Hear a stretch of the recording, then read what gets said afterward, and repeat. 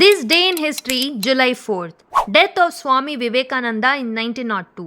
On this very day, India bid farewell to one of its most radiant spiritual lights, Swami Vivekananda. Only 39 years old, yet his legacy defies centuries.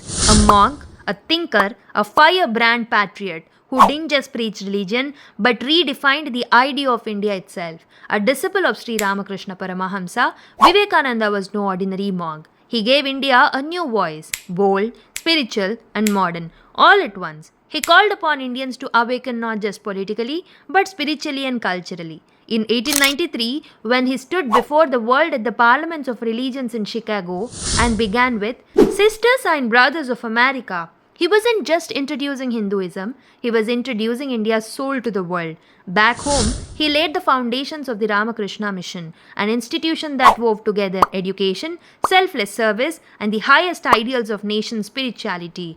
His message to the youth was electrifying. Arise, awake, and stop not till the goal is reached. To him, a strong nation required strong character, not just infrastructure but inner structure. For UPSC aspirants, Vivekananda is more than a historical figure. He is a framework. His life intersects multiple dimensions. A revival of Indian cultural pride, fusion of Eastern spirituality with Western progress, spiritual foundations of Indian nationalism, youth empowerment rooted in ethics and strength. He was not just admired, but deeply influenced great minds, from Subhash Chandra Bose to Aurobindo Ghosh and even Mahatma Gandhi.